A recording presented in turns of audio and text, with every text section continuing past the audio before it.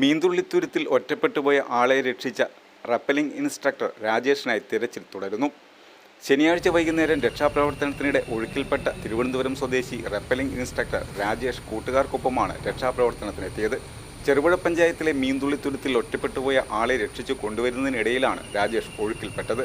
മീന്തുള്ളി വാട്ടർഫാൾസിലെ റപ്പലിംഗ് ഇൻസ്ട്രക്ടറായ രാജേഷും സുഹൃത്തുക്കളായ ഷിബിനും റാഫ്റ്ററായ ജിതിനും ചേർന്ന് കരകവിഞ്ഞൊഴുകുന്ന പുഴ നീന്തിയാണ് തുരുത്തിലെത്തിയത്. ലൈഫ് ജാക്കറ്റ്, റോപ്പ് എന്നിവയടക്കമുള്ളവ ധരിച്ചാണ് അക്കരെ എത്തിയത്. തുരുത്തിൽ കുടുങ്ങിയ സമ്പന്നയിൽ ബെന്നിയെ രക്ഷിച്ച് കൊണ്ടുവരികയായിരുന്നു. കേരളത്തിൻ്റെ ഭാഗത്ത് എത്താറായപ്പോഴാണ് രാജേഷിന് കയറിൽ നിന്നും പിടിവിട്ടുപോയത്. നീന്താൻ ശ്രമിച്ചുവെങ്കിലും മുങ്ങിപ്പോവുകയായിരുന്നു. റോപ്പ് ക്ലൈംബിങ്ങിൽ നിരവധി സർട്ടിഫിക്കറ്റ് കോഴ്സുകൾ പൂർത്തിയാക്കിയ വ്യക്തിയാണ് രാജേഷ്.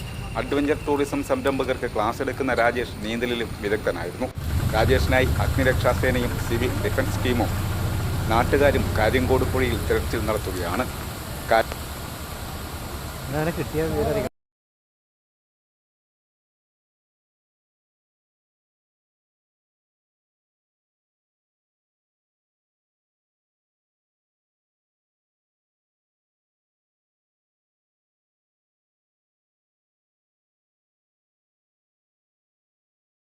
നല്ല ജോബ് ഓറിയന്റഡ് കോഴ്സിനെ പറ്റി ചോദിക്കാറുണ്ട്. I always suggest ampere because it's my experience. ഇതുപോലുള്ള ബഹുനില കെട്ടിടങ്ങൾ കെട്ടിപ്പൊക്കാൻ എന്നെ പ്രാപ്തിയാക്കിയത് ആംപിയർ ITI.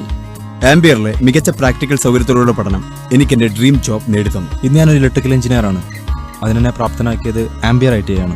എനിക്ക് മാത്രമല്ല, ഒരുപാട് പേർക്ക് വിദേശത്ത് ജോലി നേടിത്തന്നത് ആംപിയർ ITI ആണ്. 100% ജോലി സാധ്യതയുള്ള central and state government approved കോഴ്സുകൾ.